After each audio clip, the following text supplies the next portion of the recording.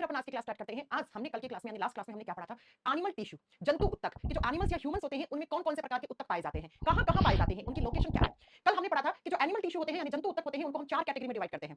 चार प्रकार के जंतु उत्तक पाए जाते हैं। कौन कौन से? नंबर 1 पे आते हैं एपिथेलियल टिश्यू, हिंदी में बोलते हैं उपकला उत्तक। नंबर 2 पे आते हैं कनेक्टिव टिश्यू, जिसको हिंदी में कहते हैं हम संयोजी उत्तक। और नंबर 3 पे आते हैं मस्कुलर टिश्यू, जिसको हिंदी में हम मांसपेशीय उत्तक कहते हैं। और 4 पे हमने पढ़ा था नर्वस टिश्यू, जिसको हम तंत्रिका उत्तक कहते हैं। और कल की क्लास में हमने पढ़ाया था आपको कि इनमें से सबसे ज्यादा हमारे बॉडी में कौन से टिश्यूज होते हैं? कनेक्टिव टिश्यूज यानी कि जंतु उत्तक या मनुष्य के शरीर में पाए जाने वाले सर्वाधिक मात्रा में पाए जाने वाले प्रचुर मात्रा में पाए जाने वाले टिश्यूज कौन से होते हैं? कनेक्टिव टिश्यूज होते हैं, संयोजी उत्तक होते हैं। यही पढ़ा था। उसके बाद हमने पढ़ा था कि ये जो एपिथेलियल टिश्यू होते हैं ये दो प्रकार के होते हैं। याद है कि भूल गए हो? उपकला उत्तक दो प्रकार के होते हैं। भूल गए हो कि थोड़ा बहुत याद है? मुझे ये बता दो फटाक से। मैंने कहा था दो प्रकार के उपकला उत्तक होते हैं। एक होते हैं सिंपल एपिथेलियल टिश्यू और दूसरे जो होते हैं उनको हम क्या बोलते हैं? कॉम्प्लेक्स या स्ट्रेटिफाइड एपिथेलियल टिश्यू। फिर हमने पढ़ा था कि जो कॉम्प्लेक्स या स्ट्रेटिफाइड एपिथेलियल टिश्यू होते हैं वो हमारी स्किन की सबसे बाहर वाली परत का निर्माण करते हैं। और मैंने बताया था कि हमारी त्वचा तीन परतों से मिलकर बनी हुई होती है और हमारी स्किन की जो सबसे बाहर वाली लेयर होती है वो कंपाउंड या कॉम्प्लेक्स या स्ट्रेटिफाइड एपिथेलियल टिश्यू से बनी हुई होती है। जबकि मैंने कहा था कि जो सिंपल टिश्यूज होते हैं उनको आगे हम पांच कैटेगरी में डिवाइड करते हैं।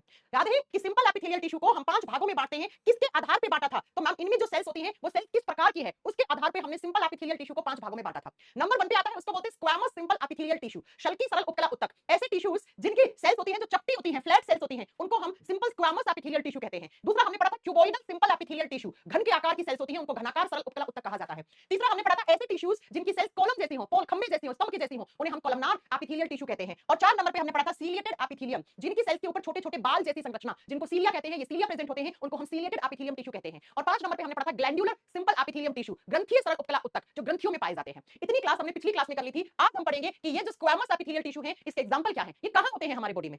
बस एग्जाम में एग्जांपल आता है। एग्जामिनर पूछेगा फूड पाइप में अंदर की तरफ कौन से टिश्यूज होते हैं, एग्जामिनर पूछेगा फेफड़ों के अंदर जो सेल्स होती है उनमें कौन से टिश्यूज होते हैं, एग्जामिनर पूछेगा किडनी के अंदर जो बोमेन्स कैप्सूल होता है उसके अंदर कौन से टिश्यूज होते हैं, एग्जामिनर पूछेगा कि हमारी जो स्किन की सबसे अंदर वाली लेयर होती है वो कौन से टिश्यू से बनी हुई होती है। ये एग्जाम के क्वेश्चन है बेटा, ठीक है। चलिए फिर एक एक करके सब पढ़ना शुरू करते हैं। नंबर 1 पे लिखो, एक नंबर पे आपको लिखना है सिंपल में कौन सा लिखेंगे? स्क्वैमस। एक नंबर पे हम कौन सा लिखेंगे सिंपल में? स्क्वैमस। अब बड़ा गौर से सुनना, ध्यान से सुनना। क्या मैंने कहा? सिंपल एपिथेलियल टिश्यू कितने प्रकार के होते हैं? आपने कहा मैम 5 प्रकार के। 5 में सबसे पहला कौन सा होता है? स्क्वैमस। 5 में सबसे पहला कौन सा होता है? स्क्वैमस। अब आपसे पूछे एग्जामिनर कि स्क्वैमस या शल्की जो उपकला उत्तक है वो कौन से प्रकार का है, तो ये एपिथेलियल टिश्यू है। एपिथेलियल में कौन सा है? सिंपल है बेटा, सिंपल है। अब सिंपल का मतलब क्या होगा? ऐसे एपिथेलियल टिश्यू जिनमें सेल्स की एक ही लेयर हो, एक ही लेयर हो सेल्स की। आप देखो ना, एक ही लेयर है ये। अब इसका नाम स्क्वैमस क्यों पड़ा? क्योंकि बेटा इन टिश्यूज के अंदर जो सेल्स होती हैं वो चपटी होती हैं, फ्लैटेंड सेल्स होती हैं। फ्लैटेंड का मतलब होता है चपटी और पतली कोशिकाएं होती हैं। ऐसे टिश्यूज जिनके अंदर कोशिकाएं होती हैं वो फ्लैट होती हैं, चपटी होती हैं और पतली होती हैं, उन टिश्यूज को हम क्या कहते हैं? उनको हम स्क्वैमस एपिथेलियल टिश्यू कहते हैं। तो एग्जामिनर क्वेश्चन क्या पूछेगा? एग्जामिनर क्वेश्चन पूछेगा कि भैया स्क्वैमस एपिथेलियल टिश्यू के अंदर जो सेल्स होती है वो कैसी होती है? वो फ्लैटेंड होती है। फ्लैटेंड का मतलब होता है चपटी और पतली होती है, ठीक है। किस प्रकार का टिश्यू है? ये सिंपल एपिथेलियल टिश्यू है, ये सरल उपकला उत्तक है। अब ये कहां पे होते हैं? बस ये एग्जाम में क्वेश्चन आएगा, ठीक है। ये एग्जाम में क्वेश्चन आएगा। मैम आरआरबी ग्रुप डी का एग्जाम कब होगा? आरआरबी ग्रुप डी का एग्जाम मैं आपको बता दूं आपका इस साल तो नहीं होने वाला है। 17 नवंबर से तो आपका एग्जाम नहीं ही होने वाला है। ये तो 100% कंफर्म हो गया है। अगर 17 नवंबर से होता तो बेटा आपको पता है ना कि अभी तो आपका 11 नवंबर हो गया है, हो जाना चाहिए था, सिटी जारी हो जाना चाहिए था, राइट? समझ रहे हो? नहीं होगा मैम। फिर नवंबर में नहीं होगा तो दिसंबर में हो सकता है। दिसंबर में होने के चांसेस ना के बराबर है। फिर मैम कब होगा? जनवरी के फर्स्ट वीक से आपका एग्जाम शुरू हो सकता है, बिल्कुल हो सकता है। चलो आओ सुनो, अब आ जाओ। जो आपके स्क्वैमस सिंपल एपिथेलियल टिश्यू होते हैं वो होते कहां हैं, लोकेशन क्या है? तो बेटा एक एक करके लिखना शुरू करो। कहां होते हैं? ये हमारी वॉल्स ऑफ ब्लड वेसल्स में होते हैं। अब ब्लड वेसल्स क्या होती हैं? ऐसे पतली पतली हमारे शरीर के अंदर नलियां होती हैं, जिन नलियों के अंदर खून बहता है। खून एक जगह से दूसरी जगह पहुंचता है, इन्हीं नलियों को हम कहते हैं ब्लड वेसल्स। इनको कहते हैं रक्त वाहिकाएं। जैसे आपने पढ़ा होगा कौन सी रक्त वाहिका? एक होती है आर्टरी, जिसको हिंदी में हम धमनी कहते हैं। एक आपने पढ़ा होगा वेन, जिसको हम शिरा कहते हैं। तो ब्लड वेसल्स की ये जो दीवार होती है ना बेटा, ये दीवार, इस दीवार में अंदर की तरफ कौन से सेल्स होते हैं, कौन से टिश्यूज होते हैं? अगर आपसे पूछ ले तो इसमें होते हैं बेटा स्क्वैमस सिंपल एपिथेलियल टिश्यू। अरे सुनो, एग्जाम में कैसे क्वेश्चन आएगा? सुनो फिर से एग्जाम में कैसे क्वेश्चन आएगा। एग्जाम में क्वेश्चन पूछेगा कि जो ब्लड वेसल्स होती हैं, जो धमनियां और शिराएं हैं, उनके अंदर की तरफ जो दीवारें होती हैं उनमें कौन से टिश्यूज होते हैं? Simple epithelial tissue. सिंपल में कौन से हैं? तो आप क्या करोगे? सिंपल में शल्की सरल उपकला उत्तक है, स्क्वैमस सिंपल एपिथेलियल टिश्यू है। जी मैम। अगला सुनो, फेफड़ों के अंदर वायु कोश में यानी कि इन एयर सैक्स, बेटा क्या होते हैं ये सैक? सुनो मेरी बात ध्यान से। आपके जो फेफड़े होते हैं, लंग्स होते हैं, इन लंग्स के अंदर सैक जैसी एक स्ट्रक्चर होती है जिसको हम क्या कहते हैं? जिसको हम एल्वेलाई कहते हैं। ऐसे गुब्बारे या सैक जैसी स्ट्रक्चर होती है और इसे नाम दिया जाता है एल्वेओली या एल्वेलाई, हिंदी में बोलते हैं कुपिका। तो हमारे फेफड़ों की ये सेल्स कहलाती हैं। जैसे ब्रेन की सेल्स को न्यूरॉन कहते हैं, किडनी की सेल्स को आप क्या कहते हो? किडनी की सेल्स को आप कहते हो नेफ्रॉन। वैसे हमारे फेफड़े में जो सेल्स होती हैं उनको एल्वेलाई कहते हैं।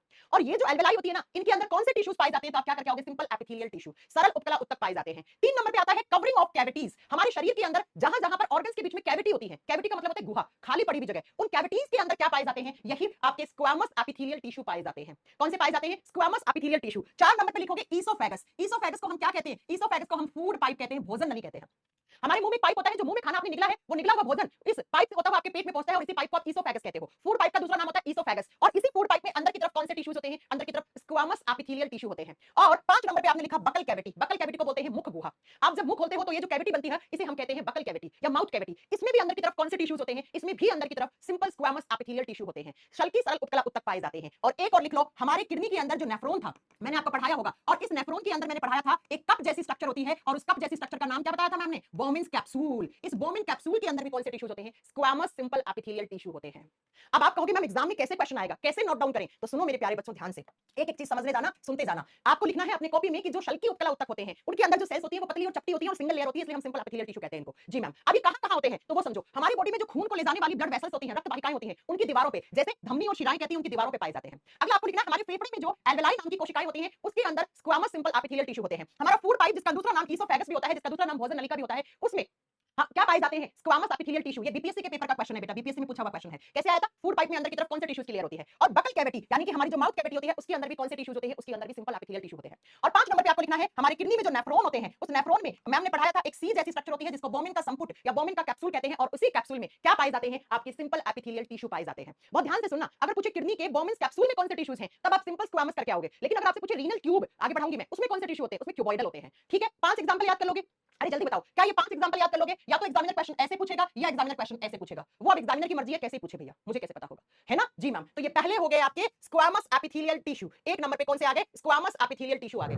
लिख लिया? जल्दी बोलो, 5 याद कर लोगे? जी मैम। अब आओ 2 नंबर पे हम कौन सा पढ़ेंगे? नंबर 2 पे हम पढ़ेंगे, यहां पर 2 नंबर पे जो आ रहा था उसको बोलेंगे हम क्यूबॉइडल। याद है? ऐसे क्यूबॉइडल, क्यूबॉइडल, क्यूबॉइडल। तो नंबर 2 पे लिखिए क्यूबॉइडल सिंपल एपिथेलियल टिश्यू। चलो मैं लिख लिख के समझा देती हूं आपको। नंबर 2 पे लिखेंगे हम cuboidal simple epithelial tissue, simple epithelial tissue. और हिंदी में क्या कहा जाएगा इसे? घनाकार सरल उपकला उत्तक। नाम से क्लियर है, घनाकार सरल उपकला उत्तक। ऐसे टिश्यूज जिनके अंदर की जो सेल्स होती हैं वो क्यूब की जैसी होती है। किसके जैसी? घन के आकार की, क्यूब जैसी सेल्स होती हैं। ऐसे टिश्यूज जिसमें क्यूब लाइक सेल्स हों, यानी कि जिनकी सेल्स का आकार आकृति कैसा होगा? क्यूब के जैसा, घनाकार कोशिकाएं पाई जाती हैं, उनको हम क्यूबॉइडल सिंपल एपिथेलियल टिश्यू कहते हैं। ये लो, परिभाषा बस यही है इनकी, मैंने आपको कल पढ़ाया था, याद है आपको? मैंने आपको पढ़ाया था एक चीज कि जिनकी सेल्स क्यूब की जैसी, ये देखो ना, ये रहा क्यूब जैसी सेल्स होती है, उनको आप क्यूबॉइडल सिंपल एपिथेलियल टिश्यू कहते हो। जी मैम। अब एग्जामिनर आपसे पूछता है कि आखिर ये टिश्यू होते कहां पे हैं, ये कहां पाए जाते हैं, आपको ये जानना है। जैसे इसके मैंने स्क्वैमस के आपको 5 एग्जांपल करवाए। माउथ कैविटी में होते हैं ये और कहां होते हैं? फूड पाइप में होते हैं, ये बोमिन्स कैप्सूल के अंदर होते हैं, और कहां होते हैं? इसी के साथ मैंने आपको बताया ब्लड वेसल्स में और हमारी एल्वेलाई में होते हैं। इतना पढ़ाया? जी मैम। अब दूसरे देखो, क्यूबॉइडल कहां होते हैं बेटा? क्यूबॉइडल होते हैं सलाइवरी ग्लैंड्स में। नंबर 1 पे लिखो, एक नंबर पे एग्जांपल, एग्जांपल बहुत ध्यान से पढ़ना बेटा, क्योंकि एग्जाम में आता है। एक मिनट, मेरे गले में खराशी हो रही है, थोड़ा सा पानी पी लूं। चल, ये कहां होते हैं? एक नंबर पे लिखना है ये सलाइवरी ग्लैंड्स में होते हैं। कहां होते हैं? सलाइवरी ग्लैंड्स में होते हैं। और हिंदी में लिखोगे ये उत्तक लारीय ग्रंथियों में पाए जाते हैं। सलाइवरी ग्लैंड्स में पाए जाते हैं, लारीय ग्रंथियों में पाए जाते हैं। अब मुझे ये बताओ सलाइवरी ग्लैंड्स क्या होती हैं? अरे वो ग्रंथियां जो सलाइवा बनाती हैं, जो लार बनाती हैं। सिंपल सी बात है। और लार कहां बनता है? मुंह में बनता है। तो हमारे मुंह में जो लार बनाने वाली ग्रंथियां होती हैं उनको हम लारीय ग्रंथियां कहते हैं, उन्हें हम सलाइवरी ग्लैंड्स कहते हैं। और इन्हीं सलाइवरी ग्लैंड्स में क्या पाए जाते हैं? क्यूबॉइडल सिंपल एपिथेलियल टिश्यू पाए जाते हैं, यानी कि इन टिश्यूज की जो सेल्स होती है वो क्यूब जैसी होती है, वो घन की जैसी होती है। दूसरा एग्जांपल, नंबर 2 पे एग्जांपल लिख रही हूं, ये पाए जाते हैं गोनेड्स में। और गोनेड्स को कहा जाता है लैंगिक जनन ग्रंथि। गोनेड्स को क्या कहा जाता है? लैंगिक जनन ग्रंथियां कहा जाता है। मतलब ऐसी ग्रंथियां, ऐसे ऑर्गन्स जो जनन में काम आते हैं, जो रिप्रोडक्शन में काम आते हैं। अब रिप्रोडक्शन में कौन कौन से काम आते हैं? मेल गोनेड्स को, नर जनन ग्रंथि, लड़कों की जो जनन ग्रंथि होती है उसको हम टेस्टिस कहते हैं। ठीक है, 2 को टेस्टिस, 1 को टेस्टिकल कहते हैं, वृषण कहते हैं। इसका मतलब मेल बॉडी में जो मेल रिप्रोडक्टिव में जो गोनेड्स होती है, जो रिप्रोडक्टिव ग्रंथि होती है, जिनको हम टेस्टिस कहते हैं, जिनको वृषण कहते हैं, उनमें कौन से टिश्यूज होते हैं? उनमें क्यूबॉइडल सिंपल एपिथेलियल टिश्यू होते हैं। ऐसे ही बच्चों जो फीमेल बॉडी में, यानी कि नर जनन तंत्र में जो ओवरी होते हैं, जो ओवरीज है यानी अंडाशय है, एक जोड़ी जो अंडाशय होते हैं, उन अंडाशय के अंदर कौन से टिश्यूज पाए जाएंगे? आप क्या करके आओगे बेटा? उनमें पाए जाते हैं क्यूबॉइडल सिंपल एपिथेलियल टिश्यू, सरल उपकला उत्तक पाए जाते हैं। तो एग्जामिनर आपसे सीधा पूछेगा कि टेस्टिस के अंदर जो टिश्यूज है वो कौन से हैं, ओवरीज में जो टिश्यूज हैं वो कौन से हैं, एग्जामिनर सीधा पूछेगा। और तीसरा एग्जांपल आपको लिखना है, ये पाए जाते हैं किडनी ट्यूब्स में। अब आप कहोगे मैम आपने थोड़ी देर पहले ही तो पढ़ाया है कि किडनी के अंदर तो सिंपल स्क्वैमस एपिथेलियल टिश्यू होते हैं, और फिर से आप लिख रहे हो कि ये पाए जाते हैं वृक्क नलिकाओं में। अरे बच्चों सुनो, नेफ्रॉन के अंदर जो बोमिन कैप्सूल है उसके अंदर सिंपल स्क्वैमस एपिथेलियल टिश्यू होते हैं, लेकिन उसको छोड़कर बाकी जितनी भी सारी आपकी रीनल ट्यूब्स, रीनल का मतलब होता है हमेशा किडनी, किडनी के अंदर और सारी ट्यूब्स होती हैं जो नलियां होती हैं, जैसे यूरेटर। यूरेटर याद है आपको? यूरेटर क्या था? मूत्रवाहिका नली, है ना? तो इनके अंदर की तरफ कौन से होते हैं? क्यूबॉइडल सिंपल एपिथेलियल टिश्यू होते हैं। अब आंसर कैसे करेंगे अगर एग्जाम में आ जाए? बेटा एग्जाम में पूछेगा बोमिन्स कैप्सूल में कौन से टिश्यूज होते हैं, तब आप स्क्वैमस करके आओगे। लेकिन एग्जामिनर आपसे पूछे कि किडनी के अंदर जो ट्यूब्स होती हैं उसके अंदर कौन से होते हैं, तब आप क्या करोगे बेटा? तब आप करोगे, आपका आंसर क्या होगा? तब हमारा आंसर बन जाएगा ma'am cuboidal simple epithelial tissue. ठीक है, समझ में आ रही है मेरी बात? कैसे कैसे आंसर देने? बिल्कुल आ रही होगी मैम। चलो, तो इसके 3 एग्जांपल याद रखने हैं। स्क्वैमस के 5, इसके 3, 8 हो गए, 8 हो गए। जी मैम। अब तीसरे जो सिंपल एपिथेलियल टिश्यू होते हैं वो कौन से होते हैं? वो होते हैं कॉलमनार, कॉलमनार, कॉलम के जैसे, खंबे जैसी सेल्स, ऐसी लंबी लंबी खंबे जैसी कोशिकाओं से जो बने हुए होते हैं उनको हम कॉलमनार सिंपल एपिथेलियल टिश्यू कहते हैं। खंबे की जैसी। मैम ये कहां कहां होते हैं? तो चलिए आइए हम इनके भी एग्जांपल नोट कर लेते हैं कि ये कॉलमनार वाले आपको कहां कहां मिलेंगे। आइए यहां पर, आइए देखो इनकी जो सेल्स होती है वो कॉलम जैसी, खंबा नुमा, ऐसे खंबे जैसी होती है, लंबी लंबी सेल्स, इसीलिए इनका नाम पड़ा है कॉलमनार सिंपल एपिथेलियल टिश्यू। जी मैम। अब ये कहां होते हैं बच्चों? ये होते हैं, हमारा सबसे अच्छा एग्जांपल बनता है इन स्मॉल इंटेस्टाइन, छोटी आंत में अंदर की तरफ। छोटी आंत में एक हिस्सा होता है जिसको हम माइक्रोविलाई या विलाई कहते हैं, जिसको हम माइक्रोविलाई या विलाई कहते हैं, और इसी विलाई के अंदर की तरफ ऐसे कॉलमनार सिंपल एपिथेलियल टिश्यू पाए जाते हैं। ठीक है, अगर आपसे पूछे स्टमक लेयर में, स्टमक लेयर का मतलब हो गया पेट के अंदर की तरफ की जो लेयर होती है, स्टमक लेयर का मतलब हो गया पेट की परत या अमाशय की परत, हमारे पेट में अंदर की तरफ जो लेयर होती है उस लेयर में कॉलमनार सिंपल एपिथेलियल टिश्यू पाए जाते हैं। ठीक है, लिखा हुआ है देखो, ये माइक्रोविलाई की सरफेस पे पाए जाते हैं, तो मैंने लिख दिया ये माइक्रोविलाई की सरफेस पे पाए जाते हैं, ये हमारी छोटी आंत में पाए जाते हैं। 3 नंबर पे लिख लो बेटा, और क्या, ये गैस्ट्रिक ग्लैंड्स में अंदर की तरफ जो लेयर होती है जिसको गैस्ट्रिक लेयर कहते हैं। ये गैस्ट्रिक लेयर कहां होती है? पेट में होती है। गैस का बनता है पेट में, तो आप क्या लिखोगे? यह जठर की परतों में पाए जाते हैं, जठर की परत में या परतों में पाए जाते हैं। ये आपको 3 एग्जांपल याद रखने हैं। नहीं याद रख पाओगे? चलो सुनो, मैंने टोटल कितने बता दिया? 5 3 3, ठीक है, 11 एग्जांपल आपको याद रखने हैं अभी तक। अगर आपसे पूछे माउथ कैविटी में कौन से होते हैं, आंसर करना फटाफट। अगर आपसे पूछे सलाइवरी ग्लैंड, लारी ग्रंथियों में कौन से होते हैं, अगर आपसे पूछे ओवेरीज और जो लड़कों में टेस्टिस होते हैं उनमें कौन से टिश्यूज होते हैं, मैं क्वेश्चन पूछ रही हूं आपसे। हमारे फेफड़ों के अंदर एल्वेलाई होती है, उसमें कौन से टिश्यू हैं? बोमिन्स कैप्सूल में कौन से टिश्यू हैं? बोमिन्स कैप्सूल को छोड़कर बाकी सारे हमारे किडनी में जो होते हैं वहां पर कौन से टिश्यूज होते हैं? आपसे पूछे ब्लड वेसल्स में कौन से टिश्यू हैं? आपसे पूछे बच्चा अगला, हमारे पेट में अंदर की तरफ जो लाइन होती है, परत होती है, उसमें कौन से टिश्यू होते हैं? हमारी छोटी आंत के अंदर परत होती है, उसमें कौन से टिश्यूज होते हैं? विलाई या माइक्रोविलाई जो छोटी आंत में पाई जाती है उसमें कौन से टिश्यूज होते हैं? ये लो, ये 10 11 क्वेश्चन आपके याद हो गए। ये 10 11 क्वेश्चन आप याद हो गए। या तो एग्जामिनर क्वेश्चन पूछेगा ऐसे, या एग्जामिनर क्वेश्चन पूछेगा ऐसे, या तो पूछेगा देखो कैसे पेट में अंदर की तरफ परत होती है उसमें कौन से टिश्यू होते हैं, तो आपका आंसर ये हो जाएगा। या एग्जामिनर पूछेगा कॉलमनार टिश्यू, 4 एग्जांपल देगा कहां पे होते हैं, तो उसमें से ये 3 आपको ढूंढ लेने हैं, ये 3 आपको ढूंढ लेने हैं। ढूंढ लोगे? ढूंढ लोगे? जी मैम, तो आ जाओ, ये 3 हो गए। अब आता है चौथा। चौथा कौन सा था? 4 नंबर पे जो हमारे सिंपल एपिथेलियल टिश्यू में एग्जांपल आया था उसको हमने बोला था सीलिएटेड। 4 नंबर पे कौन सा था? 4 नंबर पे जो हमारा सिंपल एपिथेलियल टिश्यू था उसको हमने बोला था ciliated simple epithelial tissue. Ciliated simple epithelial tissue, epithelial tissue. बेटा सीलिया का मतलब मैंने क्या बताया था? मैंने कहा था ऐसे टिश्यूज जिनके सरफेस एरिया पर सीलिया पाई जाती है। सीलिया, अब ये सीलिया क्या होते हैं? ऐसे छोटे छोटे हेयर जैसी स्ट्रक्चर होती है, ऐसे छोटे छोटे बाल जैसी संरचना पाई जाती है। इस फोटो में देखो, ये देखो आपको दिख रहे हैं हेयर लाइक स्ट्रक्चर्स? हाँ मैम दिख रहे हैं। तो ऐसे एपिथेलियल टिश्यू जिनके अंदर सेल्स के ऊपर, ये सेल्स हैं इनकी, देखो ये सेल्स हैं, इन सेल्स के सरफेस एरिया पर ऐसे बाल जैसी स्ट्रक्चर पाई जाती है, ऐसी ऐसी बाल जैसी संरचना पाई जाती है, उन्हीं को हम क्या कहते हैं? उन्हीं को हम सीलिएटेड सिंपल एपिथेलियल टिश्यू कहते हैं। ठीक है, लिख दोगे सीलिया उत्कला उत्तक, हिंदी में क्या लिखोगे? सीलिया सरल उत्कला उत्तक या उत्कला उत्तक। आ गया समझ में? जी मैम। अब ये कहां होते हैं? तो ये डायग्राम देखो, इस डायग्राम में आपको क्या दिख रहा है? ये आपका रेस्पिरेटरी सिस्टम है बेटा, ये आपका श्वसन तंत्र है। ये कहां पे पाए जाते हैं? एग्जांपल्स आर मेन, एग्जांपल्स का खेल है बेटा, एग्जाम में सिर्फ एग्जांपल ही पूछता है। ये कहां होते हैं? तो सबसे पहला एग्जांपल लिख दो, they are present on respiratory tract. अब रेस्पिरेटरी ट्रैक का मतलब क्या होता है? ये श्वसन नलिकाओं में पाए जाते हैं, श्वसन नलिकाओं में, यानी कि हम जब सांस लेते हैं तो सांस लेते हैं तो हवा जिस नली में जाती है उस नली को हम सांस नली ट्रैकिया कहते हैं। ठीक है, ऐसे नाक से आपने हवा ली, ठीक है, नाक से होती हुई हवा आपके यहां से होती हुई इस ट्रैकिया में, विंड पाइप से आपके फेफड़ों में पहुंचती है ऐसे हवा, ये रेस्पिरेटरी ट्रैक बोलते हैं। इस पूरे रास्ते को हम रेस्पिरेटरी ट्रैक बोलते हैं बेटा, ये रास्ता जो है ना ये रेस्पिरेटरी ट्रैक के नाम से फेमस है। ठीक है, दूसरा एग्जांपल लिखो, इन ट्रैकिया, इन ट्रैकिया। अब ये ट्रैकिया क्या होता है? श्वास नली, श्वास नली का दूसरा नाम ट्रैकिया होता है। श्वास नली में अंदर की तरफ, श्वास नली में अंदर की तरफ कौन से टिश्यूज पाए जाते हैं? सीलिएटेड सिंपल एपिथेलियल टिश्यू पाए जाते हैं। सुनो, फूड पाइप को, भोजन नली को ईसोफेगस कहते हैं, और थोड़ी देर पहले पढ़ाया था ईसोफेगस में स्क्वामस एपिथेलियल टिश्यू होते हैं, शल्की उत्तला उत्तक होते हैं। अभी मैंने पढ़ाया कि विंड पाइप, वायु नलिका को ट्रैकिया कहते हैं। ये जो ट्रैकिया है हम किसको बोलते हैं? विंड पाइप को, श्वास वाली नली को। तो आपसे पूछ ले श्वास नली में कौन से टिश्यूज हैं, तब आप क्या करके आओगे? तब आप सीलिएटेड करके आओगे बेटा, और ऐसे क्वेश्चन आते हैं एग्जाम में। तीसरा, इसका तीसरा एग्जांपल, ये पहला एग्जांपल था, ये दूसरा एग्जांपल था, ये तीसरा एग्जांपल, ब्रोनकाई में। ब्रोनकाई में, हिंदी में सेम नाम है, लिख दो ब्रोनकाई। आप कहोगे मैम ये ब्रोनकाई क्या होता है? बच्चों ये ट्रैकिया है, ये विंड पाइप है, ये विंड पाइप फेफड़ों में जाकर ऐसे पतली पतली नलियों में ऐसे विभाजित हो जाती है। जब ये ट्रैकिया आगे चलकर पतली पतली नलियों में बंट जाती है तो इन्हीं पतली पतली नलियों को ब्रोनकाई कहा जाता है। आपने सुना होगा ज्यादा सिगरेट पीने से ब्रोंकाइटिस हो जाता है, पॉल्यूशन वाली जगह में रहने पर आपको ब्रोंकाइटिस हो सकता है। आजकल बहुत पॉल्यूशन चल रहा है, जी मैम चल रहा है ना, तो इसी पॉल्यूशन की वजह से लोगों को बीमारी हो रही है जिसको ब्रोंकाइटिस कहा जाता है। अब ब्रोंकाइटिस में क्या होता है? सुनो, ये जो नलियां होती है यहाँ पे पॉल्यूशन के जो छोटे छोटे पार्टिकल्स होते हैं, जो माइक्रो पार्टिकल्स, जिनको पॉल्यूटेंट्स कहते हैं आप, जिनको प्रदूषक कहते हैं, वो आके यहाँ पे फंस जाते हैं, जिसकी वजह से आपके फेफड़ों में एयर यानी ऑक्सीजन ढंग से नहीं पहुंच पाती है, तो इंसान को सांस लेने में तकलीफ होने लग जाती है ना। और जो लोग ज्यादा स्मोकिंग करते हैं, ज्यादा सिगरेट पीते हैं, सिगरेट का तार इनके अंदर आके जम जाता है जिसकी वजह से ब्रोंकाइटिस हो जाता है, तो इन्हीं को हम ब्रोंकाई कहते हैं। तो इन ब्रोंकाई में अंदर की तरफ क्या पाए जाते हैं? ब्रोंकाई में अंदर की तरफ पाए जाते हैं आपके सीलिएटेड सिंपल एपिथेलियल टिश्यू। याद कर लोगे? तीसरा एग्जांपल, जी मैम। चौथा एग्जांपल स्टार कर लेना बेटा, चौथा एग्जांपल आता है फैलोपियन ट्यूब। फोर्थ नंबर पे कौन आता है? Fallopian tube. हिंदी में कहा जाता है इसको अंडवाहिका नली। बच्चों लड़कियों के शरीर में नली होती है जो रिप्रोडक्टिव सिस्टम का हिस्सा होती है, जहां पे फर्टिलाइजेशन होता है, जहां पे निषेचन होता है, उस नली को हम फैलोपियन ट्यूब कहते हैं। और इसी फैलोपियन ट्यूब के अंदर क्या पाए जाते हैं? सीलिएटेड सिंपल एपिथेलियल टिश्यू पाए जाते हैं। 4 एग्जांपल। अगर आपसे पूछे फेफड़ों के अंदर जो एल्वेलाई है उसमें कौन से टिश्यू हैं, तब आपका अलग आंसर होगा। लेकिन अगर आपसे पूछे रेस्पिरेटरी ट्रैक में, ट्रैकिया में और ब्रोंकाई में कौन से टिश्यू हैं, तब आपका अलग आंसर होगा बेटा। इसीलिए तो बच्चों को ये चैप्टर थोड़ा कंफ्यूजन वाला चैप्टर लगता है, लेकिन मैं आपको एक एक चीज 5 बार बोल के समझा रही हूं बेटा, तो अब आपको कंफ्यूजन नहीं होना चाहिए। तो चौथा सिंपल एपिथेलियल टिश्यू कौन सा था? तो मैम हमारा सीलिएटेड सिंपल एपिथेलियल टिश्यू था। अब पांचवा और आखिरी एपिथेलियल टिश्यू कौन सा होता है? पांचवा होता है बेटा ग्लैंड्यूलर एपिथेलियम या ग्लैंड्यूलर एपिथेलियल। हिंदी में बोलते हैं 5 नंबर पे लिख लेना, हिंदी में ग्रंथीय सरल उपकला उत्तक। ग्लैंड्स को हिंदी में बोलते हैं ग्रंथियां, तो ये हो गया ग्रंथियां सरल उपकला उत्तक। हमने सिंपल एपिथेलियल टिश्यू को 5 भागों में बांटा था, तो ये पांचवा है बच्चों। अच्छा, पांचवा बहुत आसान है याद रखना, ग्लैंड्यूलर, ग्रंथियों में पाया जाता है भैया, ये नाम से खत्म है। ग्लैंड्यूलर, ग्लैंड्स, ये ग्रंथियों में पाया जाता है। जैसे ये थायराइड ग्रंथि है बेटा, ये बटरफ्लाई शेप की गले में होती है, तो थायराइड ग्रंथि में कौन से टिश्यूज है? Glandular epithelium tissues. ये क्या है? ये आपका यहाँ पर एक ग्रंथि है, इस ग्रंथि के अंदर कौन से टिश्यूज हैं?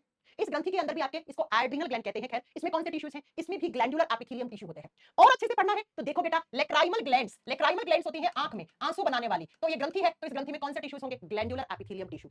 पिट्यूटरी ग्लैंड, जिसको हम हिंदी में पीयूष ग्रंथि कहते हैं, तो एग्जामिनर क्वेश्चन पूछे पीयूष ग्रंथि या पिट्यूटरी ग्लैंड में कौन से टिश्यूज हैं, तो आपको याद रखना पड़ेगा। आपसे पूछे बेटा थायराइड ग्लैंड यानी कि अवटो ग्रंथि, थायराइड ग्रंथि को बोलते हैं अवटो ग्रंथि, उसमें कौन से टिश्यूज होते हैं? आप बताओगे ग्लैंडुलर टिश्यूज। आपसे पूछे एड्रिनल ग्लैंड, जो किडनी के ऊपर होती है, उसमें कौन से टिश्यूज होते हैं? ग्लैंडुलर। और पेनक्रियाज, जिसको हिंदी में हम अग्नाशय ग्रंथि कहते हैं, उसमें कौन से टिश्यूज होते हैं? सिंपल एपिथेलियल टिश्यू होते हैं। ये लो, तो मैं आपको एक चैप्टर पढ़ाती हूं, अगर नहीं पढ़ा है तो सुन लो, जिस चैप्टर का नाम होता है ग्लैंड्स, तो उस चैप्टर में ये सारी ग्रंथियां आएंगी। जब सारी ग्रंथियां आएंगी तो आपको अलग से पढ़ने की जरूरत ही नहीं है। वो सारी ग्रंथियों में कौन से टिश्यूज होंगे? ग्लैंडुलर टिश्यूज होंगे। तो मैंने कहा सिंपल एपिथेलियल टिश्यू 5 भागों में बटा हुआ होता है। आपने कहा मैम कौन कौन से, तो मैंने पांचों के नाम याद करवा दिए और आपको समझा दिया कि ऐसे ऐसे। देखो, ये 5 प्रकार का था simple epithelial tissue. Squamous, cuboidal, columnar, ciliated, glandular. शल्की, घनाकार, स्तंभाकार, सीलिया वाला और ग्रंथियों वाला। अब इन पांचों के एग्जांपल आपको याद रखने हैं। 5 एग्जांपल यहां करवाए, 3 यहां करवाए, 3 यहां करवाए और 3 यहां करवाए, और इसमें तो करने की जरूरत ही नहीं है, ग्रंथियों में होते हैं। ये लो, और इसी के साथ आपका सबसे बड़ा टिश्यू जो कौन सा था? एपिथेलियल टिश्यू आपका खत्म हो गया। अब मुझे बताओ, मैंने एनिमल टिश्यू को कितनी कैटेगरी में डिवाइड किया था? 4 में। तो 4 में हमने पहला कौन सा? Simple epithelial. खत्म कर लिया जी मैम। अरे भूल गए कि याद है? शुरुआत की क्लास कल की याद करो।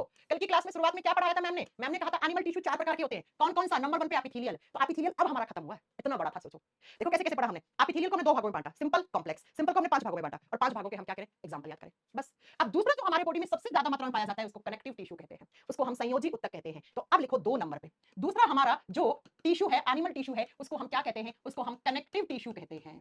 संयोजी उत्तक। संयोजी उत्तक किस प्रकार के उत्तक है? तो क्या करके आओगे? एनिमल टिश्यू है ये एनिमल टिश्यू है ये, ठीक है? तो लिख दीजिए हिंदी में संयोजी उत्तक। और आपको कल की क्लास याद होगी तो मैंने कहा था हमारे बॉडी में सबसे ज्यादा मोस्ट अबंडेंट टिश्यूज कौन से होते हैं? कनेक्टिव टिश्यू होते हैं। इन चारों में सबसे ज्यादा उत्तक कौन से होते हैं हमारे बॉडी में? अप्रोक्स 60 से 70% हमारे बॉडी का कनेक्टिव टिश्यू ही बनाते हैं, ठीक है? ये सबसे ज्यादा मात्रा में पाए जाते हैं कनेक्टिव टिश्यू। काम क्या है इनका? इनका फंक्शन क्या है? तो सुनो, इनका काम होता है एक तो ट्रांसपोर्टेशन का।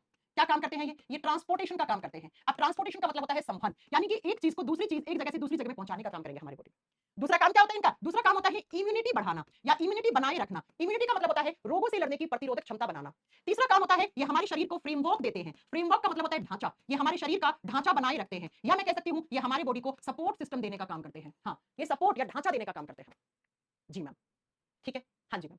अब बात करते हैं कि कनेक्टिव टिश्यू कितने प्रकार के होते हैं। तो बच्चों, ह्यूमन बॉडी में जो कनेक्टिव टिश्यू होते हैं वो 4 प्रकार के होते हैं।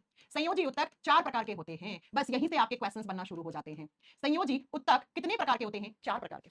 कौन कौन से हैं? तो सुनो, हाँ जी सुनो, मृदुलपाल मैम आपका डीएनए ऑफ साइंस बुक आ गया है, बहुत अच्छा बुक है ma'am, thank you so much. आपने कहां से ऑर्डर कर लिया डीएनए ऑफ साइंस? वो आउट ऑफ स्टॉक चल रही है। हाँ, कहां से ऑर्डर कर डाला आपने डीएनए ऑफ साइंस को? हाँ, चलो सुनो, कनेक्टिव टिश्यू 4 प्रकार के होते हैं। नंबर 1 पे आता है, उसे कहते हैं ब्लड, रक्त, रुधिर, खून, कुछ भी बोलो, ठीक है? नेक्स्ट सुनो, दूसरा जो कनेक्टिव टिश्यू होते हैं उसको हम कहते हैं बोन्स, हिंदी में बोलते हैं अस्थियां या हड्डियां।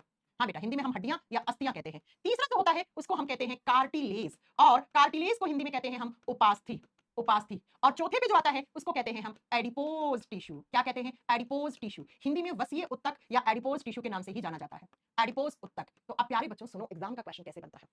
एग्जामिनर कहता है कि जो ब्लड यानी खून होता है वो कौन से प्रकार का टिश्यू है। तो खून कौन से प्रकार का टिश्यू है? खून एक क्या कनेक्टिव टिश्यू है। मैम अमेज़न पर एक ही था, मैंने ले लिया है, उसके बाद आउट ऑफ स्टॉक हो गया। हाँ बिल्कुल सही बात बोल रहे हैं आप। चलो, खून कौन से प्रकार का टिश्यू है? खून एक कनेक्टिव टिश्यू है, एक संयोजी उत्तक है। बोन्स, हड्डियां कौन से प्रकार का टिश्यू है? हड्डियां भी एक कनेक्टिव टिश्यू है। देखो एग्जाम में क्वेश्चन आता है हड्डियां क्या होती हैं, बच्चों को लगता है हड्डियां ऑर्गन्स है। ऑर्गन्स नहीं है हड्डियां, हड्डियां टिश्यू है। कौन सा टिश्यू? Connective tissue. कार्टिलेज, उपास्थियां कौन से प्रकार के उत्तक है? Connective tissue. और 4 नंबर पे जो एडिपोज टिश्यू आते हैं वो कौन से प्रकार के उत्तक होते हैं? तो आप क्या करके आओगे बेटा? वो भी एक कनेक्टिव टिश्यू होते हैं। अच्छा, ये बात याद रखना, इनमें से ये जो ब्लड है ये कौन सी स्टेट में होता है? ये लिक्विड स्टेट में होता है, ये तरल अवस्था में पाया जाता है, इसीलिए कहते हैं हम blood is a liquid connective tissue. खून एक तरल संयोजी उत्तक होता है, आप ब्लड वाले चैप्टर में अच्छे से पढ़ते हो। इन चारों में से सबसे हार्ड ये होते हैं बेटा, हड्डियां सबसे कठोर होती हैं। तो अगर आपसे पूछे कौन से कनेक्टिव टिश्यू हैं जो सबसे हार्ड होते हैं, कठोर होते हैं, तो कठोर कौन है? हड्डियां हैं। लचीले कौन से होते हैं? कार्टिलेज जो होते हैं वो लचीले होते हैं बेटा, प्लीएबल, लचीले। ये नाक की टिप है, ये कार्टिलेज की बनी हुई है। ये क्या है? लचीली है तभी तो ऐसे मुड़ रही है। ये कान क्या है? कार्टिलेज का बना हुआ है, इसलिए ऐसे मुड़ जा रहा है बेटा, ये इसलिए ऐसे मुड़ जा रहा है आपका। आई मेरी बात समझ में? जी मैम, आप सुनो जरा मेरी बात को बड़ा गौर से ध्यान से। जो ब्लड कनेक्टिव टिश्यू होता है, ये तो खून है। खून के चैप्टर में मैंने पढ़ा दिया है पूरा। नहीं पढ़ा है तो आगे पढ़ाएंगे। अब आप मेरे से पूछो कि मैम ब्लड को आपने टिश्यू क्यों बोला? क्योंकि ब्लड में 3 टाइप की सेल्स होती हैं, आपने पढ़ा होगा। एक होता है रेड ब्लड सेल्स, लाल रक्त कोशिकाएं।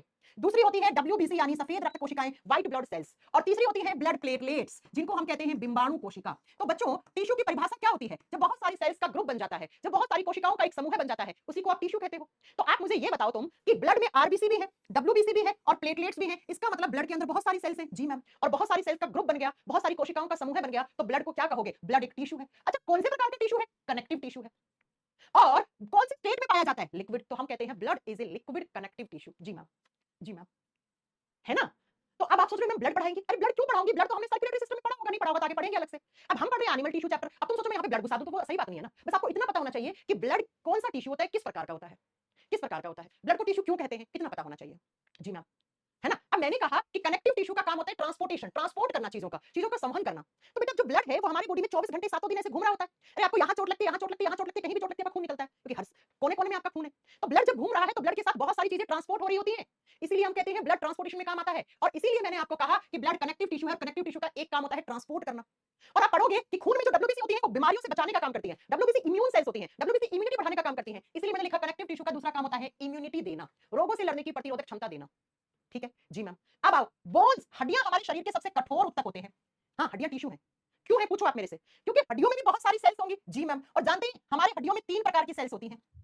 Bones are hardest tissue of human body. मनुष्य के शरीर के सबसे कठोर ऊतक हड्डियां होती हैं। अब हड्डियों को टिश्यू क्यों बोला? क्योंकि हड्डियों में 3 प्रकार की कोशिकाएं पाई जाती हैं। पहली का नाम होता है ऑस्टियोसाइट, पहले का नाम होता है ऑस्टियोसाइट, दूसरी का नाम होता है ऑस्टियोक्लास्ट। ऑस्टियोक्लास्ट बच्चों, ऑस्टियो शब्द का मतलब हमेशा बोन्स होता है, हमेशा हड्डियां होता है।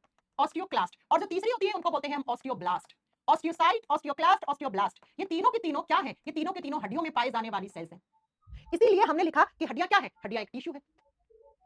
आपसे पूछे एग्जामिनर हड्डियां किस प्रकार की टिश्यू है? कनेक्टिव, सबसे कठोर। क्यों बोला हड्डियों को टिश्यू? तो मैम देखो ना, हड्डियों में 3 प्रकार की सेल्स का ग्रुप बना है, और जहां पे सेल्स का ग्रुप होता है, कोशिकाओं का समूह होता है, उसी को आप क्या कहते हो? उसी को आप क्या कहते हो? उसी को आप टिश्यू कहते हो, है ना? जी मैम, जी मैम, आगे बात समझ में? अब आप मुझे बताओ कितनी हड्डियां होती हैं? 206 हड्डियां। हड्डियों का एक काम क्या होता है? हड्डियों का काम होता है हमारे शरीर का फ्रेमवर्क बनाए रखना, ढांचा बनाए रखना। हड्डियां क्या करती हैं? हमारी बॉडी को सपोर्ट सिस्टम देती हैं। इसलिए मैंने लिखा ऊपर कि कनेक्टिव टिश्यू का एक काम होता है फ्रेमवर्क देना, सपोर्ट देना। हमारे शरीर का ये जो ढांचा है, ये हड्डियों की वजह से है। अगर 206 में से 1-2 हड्डी टूट जाए तो ढांचा बिगड़ जाता है। आई मेरी बात समझ में? है ना? तो अब मैं ये जो बोन्स है वो बोन्स के चैप्टर में पढ़ा चुकी होंगी आपको, स्केलेटल सिस्टम में। यहाँ क्यों पढ़ाऊंगी? 2 बार क्यों पढ़ाऊंगी? बस आपको जानना है कि बोन्स क्या होती है, किस प्रकार के टिश्यू होते हैं। अब आओ तीसरा, तीसरा है कार्टिलेज। 3 नंबर पे आता है कार्टिलेज, जिसको उपास्थियां कहते हैं। अच्छा, उपास्थियां क्या होती हैं? लचीली स्ट्रक्चर होती है ये क्या है? ये लचीली स्ट्रक्चर होती है, बहुत ज्यादा फ्लेक्सिबल होती है। ठीक है, इसको एक बार हटा देते हैं क्योंकि यहाँ पर मैं आपको कार्टिलेज एक्सप्लेन करती हूँ बेटा। कार्टिलेज क्या होती है? कार्टिलेज एक प्रकार के टिश्यू होते हैं। कौन से टिश्यू होते हैं? कनेक्टिव टिश्यू, संयोजी ऊतक। अब मैं कार्टिलेज को टिश्यू क्यों बोला? क्योंकि कार्टिलेज में सेल्स का ग्रुप पाया जाता है, और कार्टिलेज में जो सेल्स होती हैं उनको कॉन्ड्रोसाइट सेल्स कहते हैं। बहुत बार एग्जाम में क्वेश्चन आता है कि कार्टिलेज के अंदर कौन सी कोशिकाएं पाई जाती हैं, तो आप क्या करके आओगे? कॉन्ड्रोसाइट्स, एस लगा देना। हाँ, मैं मैथ्स का स्टूडेंट हूं, एमएससी फिजिक्स से है मेरा, लेकिन आप जिस तरह से बायो पढ़ाती है, मुझे लगता है बायो लेना चाहिए था मुझे। अच्छा अभिषेक, कोई बात नहीं बेटा, वहां फिजिक्स पढ़े, यहाँ बायो पढ़ लिया, है ना? आई मेरी बात समझ में? तो कार्टिलेज के अंदर कौन सी सेल्स, उपास्थियां कौन सी कोशिकाओं से बने हुए होते हैं? कॉन्ड्रोसाइट कोशिकाओं से बने हुए होते हैं। इसीलिए हम कहते हैं कार्टिलेज, उपास्थियां क्या होती हैं? उपास्थियां एक प्रकार के कनेक्टिव टिश्यूज होते हैं। अच्छा, ये जो कार्टिलेज होती है ये सॉफ्ट होती है, ये मुलायम होती है, और प्लिएबल, प्लिएबल का मतलब होता है लचीली बेटा। ये मुलायम और लचीली होती है, इसीलिए ये मुड़ जाती है बेटा, फ्लेक्सिबल होती है, फ्लेक्सिबल होती है ये। अब कहां होती है कार्टिलेज? आप पूछोगे मैम एग्जांपल बताओ हमें कार्टिलेज के। तो कार्टिलेज का एग्जांपल लिखो, जैसे टिप ऑफ नोज। हाँ, ये ग्रुप डी के एग्जाम में पूछा हुआ क्वेश्चन है कि नाक की जो टिप होती है वहां पर क्या पाया जाता है। अच्छा, ऐसे नहीं पूछा था, ग्रुप डी में पूछा था कि कार्टिलेज की लोकेशन क्या है, तो वहां पर ऑप्शन में था टिप ऑफ नोज। ये क्या है? ये कार्टिलेज है। ये आउटर ईयर, ये बाहरी कान, ये इतना लचीला है, इसको पिन्ना कहते हैं। ये कार्टिलेज का बना हुआ है। तो दूसरा एग्जांपल लिख दो, आउटर ईयर। और आउटर ईयर को हम क्या कहते हैं? पिन्ना कहते हैं। बाहरी कान जिसको पिन्ना कहा जाता है, कार्टिलेज का बना हुआ होता है। बाहरी कान जिसको हम पिन्ना कहते हैं, जहां पे इयररिंग्स पहनते हैं, चश्मा लगाते हैं, है ना, मास्क लगाते हैं, ये किससे बना हुआ है? ये कार्टिलेज से बना हुआ है। जी मैम। अब तीसरा सुनो कहां होती है? तीसरी ये पाई जाती है कार्टिलेज हमारी जो रीढ़ की हड्डी होती है। आपको मैं जब स्केलेटल सिस्टम पढ़ाऊंगी, कंकाल तंत्र पढ़ाऊंगी, वहां पे कहूंगी कि जो रीढ़ की हड्डी होती है उसमें छोटी छोटी हड्डियां 26 होती हैं। इन 26 हड्डियों को एक साथ मिला के आप रीढ़ की हड्डी कहते हो, बैकबोन कहते हो। इसमें जो छोटी छोटी हड्डियां होती हैं इनको वर्टिब्री कहते हैं, कशेरुकी कहते हैं। और इन कशेरुकियों के बीच में क्या पाई जाती है? कार्टिलेज पाई जाती है। तो तीसरा एग्जांपल लिखो, बिटवीन, ये मैंने बिटवीन लिखा है, between vertebrae, between vertebrae of backbone, of backbone. Hindi में क्या लिखोगे? रीढ़ की हड्डी के, रीढ़ की हड्डी की कशेरुकाओं के बीच में, कशेरुकाओं या कशेरुकी के बीच में। हाँ, रीढ़ की हड्डी में 26 वर्टिब्री होती हैं, तो 2 वर्टिब्री के बीच में कार्टिलेज पाई जाती है, 2 वर्टिब्री के बीच में कार्टिलेज पाई जाती है। और चौथा एग्जांपल लिखो, ये पहला है, नंबरिंग कर लेना। फोर्थ लिख दो, ऑन ट्रैकिया, ऑन ट्रैकिया, श्वास नली के ऊपर। अरे बच्चों तुम लोग कंफ्यूज मत हो जाना, मैंने बताया श्वास नली के अंदर कौन से, ट्रैकिया किसको बोलते हैं? विंड पाइप श्वास नली को कहते हैं। मैंने थोड़ी देर पहले पढ़ाया क्या कि श्वास नली के अंदर कौन से टिश्यू होते हैं? श्वास नली के अंदर की तरफ देखोगे तो दोनों किनारों पे कौन से, अभी पढ़ा था, सीलिएटेड टिश्यूज होते हैं। अब श्वास नली के ऊपर, ये आपकी ट्रैकिया है ना, इस ट्रैकिया के ऊपर ऐसे सी जैसे, ऐसे कुछ रिंग्स जैसी स्ट्रक्चर, छल्लों जैसी संरचनाएं पाई जाती हैं। इन्हीं को हम क्या कहते हैं, इन्हीं को हम कहते हैं कार्टिलेज। ठीक है, ये कार्टिलेज से बने हुए होते हैं। किससे बने हुए होते हैं, कार्टिलेज। तो कार्टिलेज कौन से प्रकार का टिश्यू है बताओ, उपास्थि किस प्रकार का उत्तक है, उपास्थि एक कनेक्टिव टिश्यू है, एक संयोजी उत्तक है। आगे बात क्लियर है ना, आगे बात समझ में, जी मैम। ठीक है, तो मैंने कहा कनेक्टिव टिश्यू चार प्रकार के, पहला कौन सा, खून, दूसरा हड्डियां, तीसरा कार्टिलेज जिसको उपास्थि कहते हैं, और चार नंबर पे जो आता है उसको बोलते हैं एडिपोज टिश्यू। चार नंबर पे कौन से आते हैं बेटा, एडिपोज टिश्यू। अब ये एडिपोज टिश्यू के बारे में हम कल पढ़ाएंगे। ठीक है, बस ये उत्तक एडिपोज टिश्यू आप थोड़ा सा रिवाइज करो, देखो कैसे, मेरे साथ सब कुछ भूल जाओ। मैंने कहा एनिमल टिश्यू चार प्रकार के होते हैं, एपिथेलियल, कनेक्टिव, तीसरा कौन सा पढ़ा है मैंने, मस्कुलर, मांसपेशीय, चौथा नर्वस। फिर हमने कहा एपिथेलियल दो प्रकार के होते हैं, दो में कौन सा, एक सिंपल एक कॉम्प्लेक्स। फिर मैंने कहा सिंपल पांच प्रकार के होते हैं, कौन कौन से थे आप मैम, कौन सा, पहला था शल्की, दूसरा था घनाकार, तीसरा था सीलिया आकार, चौथा था ग्रंथि और पांचवा था स्तंभ आकार यानी स्तंभ के जैसे। फिर मैंने कहा कनेक्टिव टिश्यू चार प्रकार के होते हैं, ब्लड यानी खून, कार्टिलेज यानी उपास्थि, बोन्स यानी हड्डियां, और चौथा एडिपोज टिश्यू। ऐसे पढ़ने हैं आपको। अगर तुम लोग किताब से इस चैप्टर को पढ़ोगे ना तुम्हारा खोपड़ा खुल जाएगा, तुम लोग क्या है चैप्टर, छोड़ दो यार इसको। लेकिन यकीन मानो जो मैंने जिस तरीके से पढ़ा है ऐसे एग्जाम में आता है, बस ठीक ऐसे पेपर में आता है, आपको एग्जाम्पल याद रखना। ठीक है, कल हम एडिपोज टिश्यू पढ़ लेंगे, उसके बाद मस्कुलर टिश्यूज, थोड़ा सा नर्वस टिश्यू, अपना चैप्टर खत्म। 8-10 क्वेश्चंस की प्रैक्टिस करवा दूंगी ताकि आपको पता लगेगा एग्जाम में क्वेश्चंस आखिर आते कैसे हैं, बस। ओके, मैंने कहा था 3 क्लास लगेंगी बेटा इस चैप्टर को खत्म करने में, तो 3 क्लास लगेंगी ही लगेंगी, इसमें मैं कोई हेल्प नहीं कर पाऊंगी आपकी। राइट, चलिए फिर मिलते हैं आपसे नेक्स्ट क्लास में।